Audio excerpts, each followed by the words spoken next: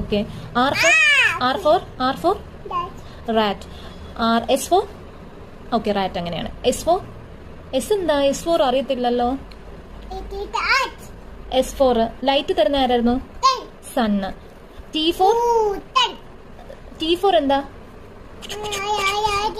അറിയത്തില്ലേ? എനിക്ക് അറിയത്തില്ലല്ലോ. എന്തായിരുന്നു? ട്രെയിന്. U for എന്തായിരുന്നു? കൊടയുടെ ഇംഗ്ലീഷ് എന്തായിരുന്നു? അംബർല. V for എന്തായിരുന്നു? വാൻ ആണോ? വാൻ. ഓക്കെ. W for എന്തായിരുന്നു? വാച്ച്. X for എന്തായിരുന്നു? X for എന്ത് ഫോണായിരുന്നു പറഞ്ഞേ? X for എന്ത് ഫോണായിരുന്നത്? സൈലോഫോൺ.